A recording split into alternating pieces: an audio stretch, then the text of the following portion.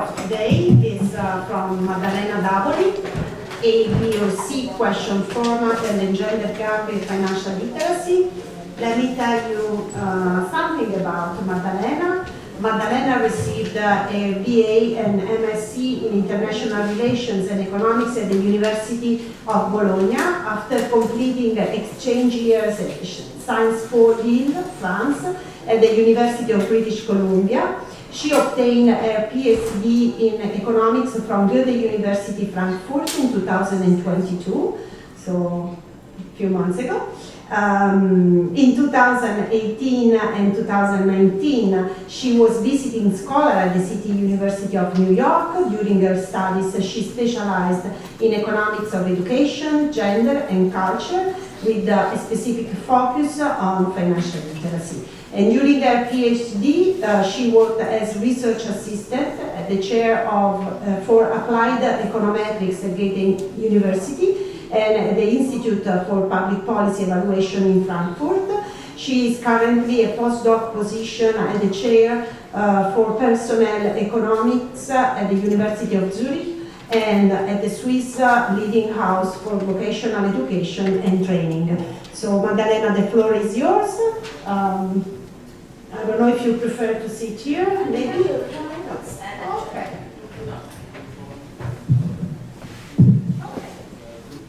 So the paper I'm presenting, or the research I'm presenting today, is titled A, B, or C question format and the gender gap in financial literacy. So as you can see from the title, the main topics is the gender differences in financial knowledge.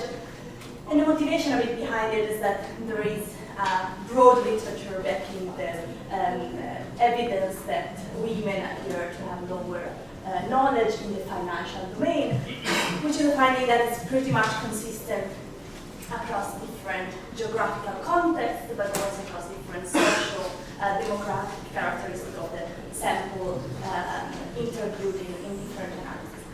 So the idea is a bit that it's still important, it's still an open conversation to understand why we observe such difference in financial knowledge across gender. And the other piece of information that is important for the paper is to know that, and if you're a bit familiar with the domain, you have probably heard about it, is that much of what we know about the financial literacy gender gap until now come from quite a standard measure of financial literacy, which was introduced first in around 2006, by Luzard and Mitchell, and it includes the three questions that I mentioned here about interest rate, inflation, and risk diversification. And these have been broadly used by many national and international surveys. So three multiple choice questions that were often used to create an index. The reason to use these was in part due, of course, to the ease of implementing these three short questions in contexts such as a household or consumer survey that were already existing, so it was not a big effort to add three questions. But still, like most of the information we have come from this setting. However, the household finance literature has a bit overlooked the fact that we know from educational sciences that basically testing strategies are not neutral to tested subject, in the sense that we have, and we know from both quantitative and qualitative studies that some groups are performing better when tested through a certain format, and in particular useful to this paper is to know that there is a marked difference across the gender lines, and it has been often observed that women appear to do worse when tested through multiple choice questions, whereas the opposite is true when subjects are tested with open response questions. And so that both in education and in economics, the idea is that there may be an inherent bias in multiple choice testing or in different ways of testing subjects, so that this is potentially introducing also a misunderstanding or not full understanding of what is the actual gap in financial knowledge. In the sense that what we may be observing are skills that are different than financial knowledge and are somehow encompassed in the use of preferential and unique way of testing. So my paper wants exactly to do that, so take a bit of a different approach and a step back in a sense of looking rather than at individual characteristics that may affect the gender gap, focus rather on the tools that have been used so far to test financial knowledge, and see whether we can understand if, in some sense, the preferential use of multiple choice items has given us possibly biased understanding of what is the actual gap in knowledge across gender. And how I will do that, just to give you a quick overview, I'm using the OECD PISA dataset, so the Program for International Student Assessment. So I'm looking at a large cross-section of students situated in different countries, and because of the feature of the data, I can estimate directly within student difference in the way they answer this question. And also very quickly, what I find is basically that indeed we do observe a difference across gender in answering different format of questions. And contrary to what I expected when I started this research, it doesn't seem to be the case that differences in non-cognitive skills are affecting such interaction between gender and formats, but rather that question-specific characteristics underlying the format of the question are what explain what I observed. But I will hopefully get there and give you a bit more details. And so my research is trying to contribute on one hand to the household finance literature, which, as I said, has been very active in analyzing financial literacy, financial education programs, and also gender gaps in financial literacy, and as has been underlined by many studies, there is still not a full understanding of why we observe such gender differences, often also in contexts where we do not expect them to exist, basically.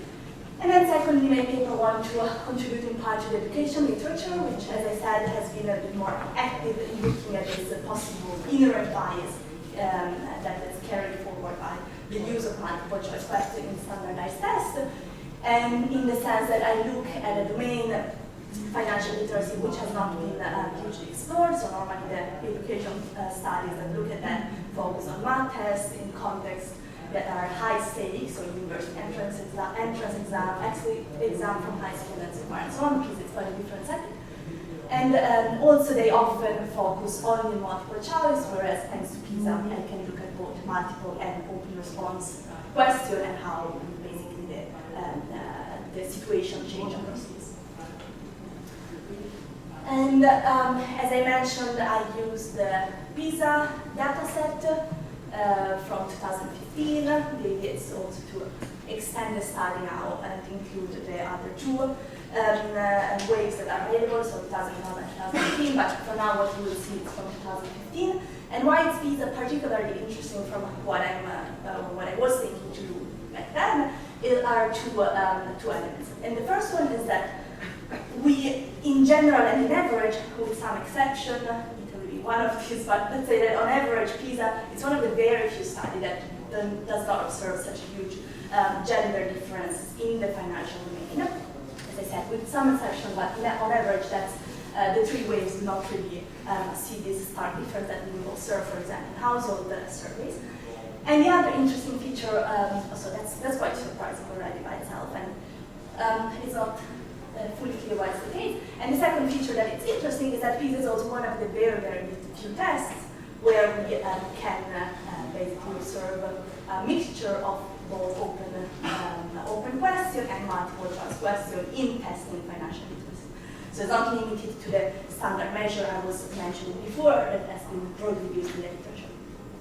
And then, of course, all the advantages of PISA come along in the sense that it's a very detailed data set and have a lot of information, not only about the student's family and all the things that you probably know already, but there are also very detailed information about the questions themselves, and that's the advantage of using education data rather than household surveys, so to say, in the sense that each question is classified according to the context area, content area, and mental strategy and cognitive process that covers.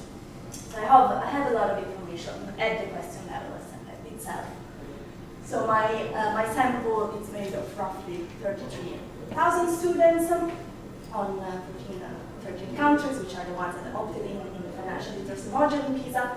And have a lot of information about their background, both cognitive and non-cognitive, the background of their families, of course, plus the details on question characteristics that I just mentioned.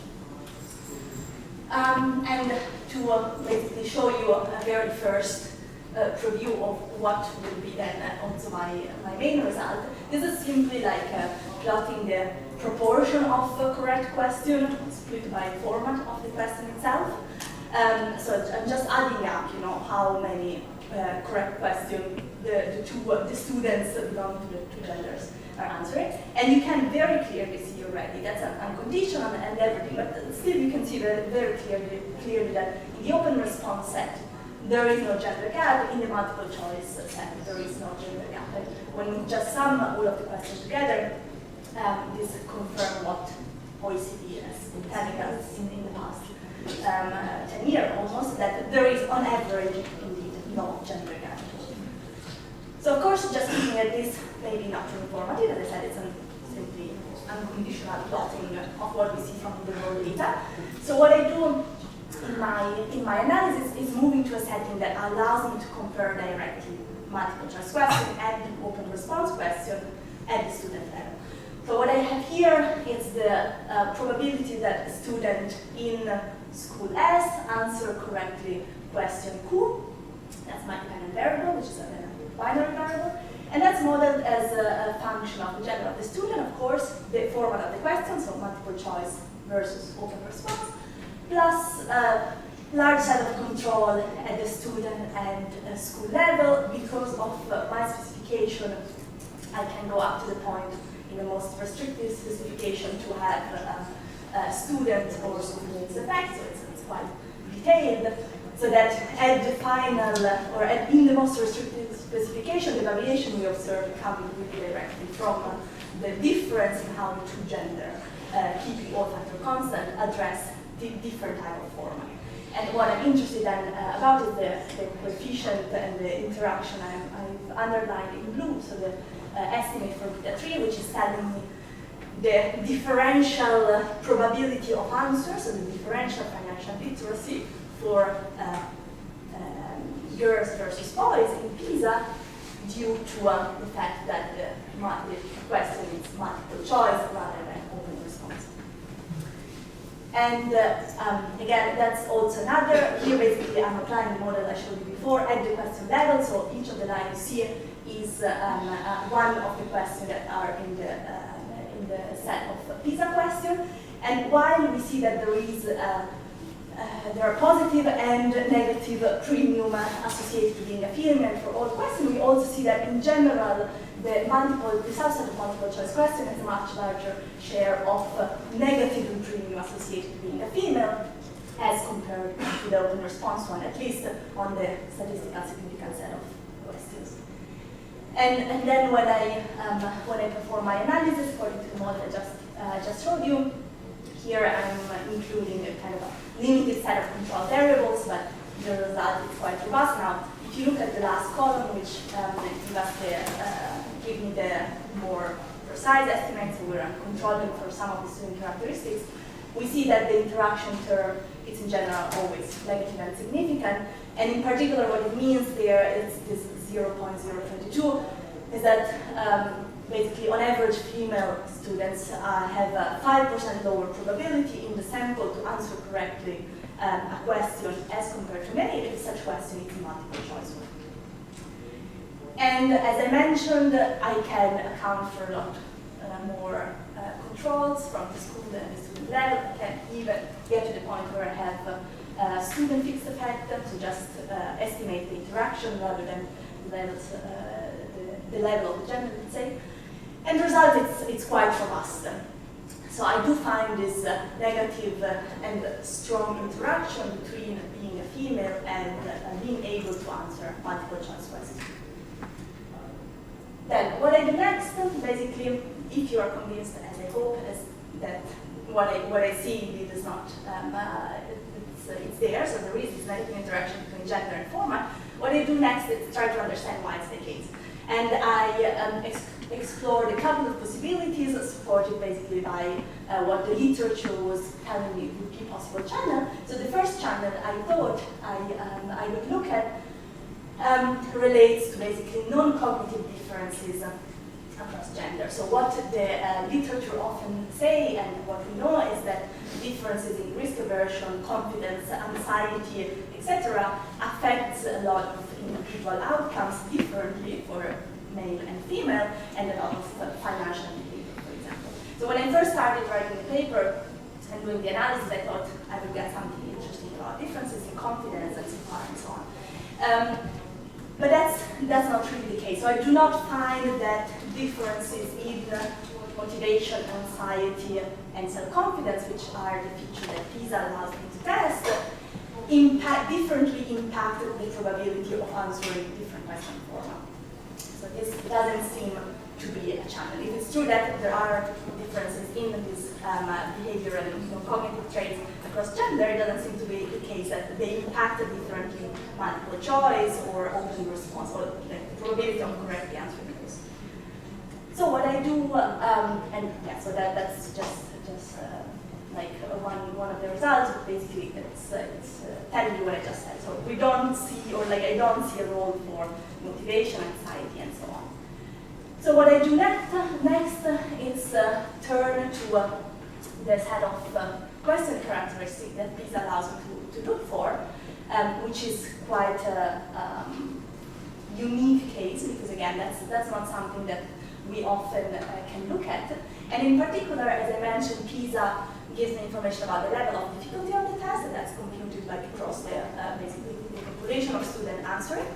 And then questions are classified according to their content, context, and cognitive process. So what is the idea here is that, as I said, different format of question may be preferentially used to assess certain skills or to assess the knowledge on certain topics, which are then the ones that observe a gender difference. So the idea of controlling for this extra question characteristic is that I try to go beyond what the format and information is telling me.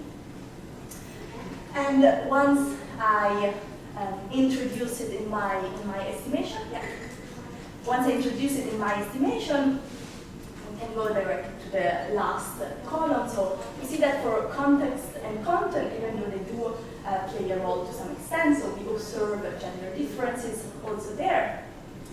What appears to be the case is really that process, so the mental strategies that students activate in order to correctly answer the question, it's kind of washing away the strong role that format had until now in my estimation. So what the results suggest to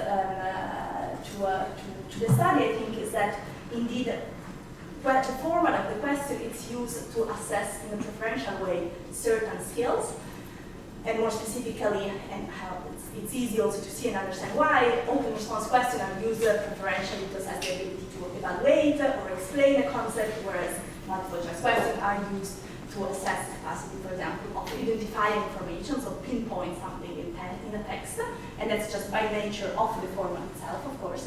And that's really where we observe a difference across gender, rather than in the set multiple choice or open response itself. So it's a dimension that goes a bit indeed beyond the pure format.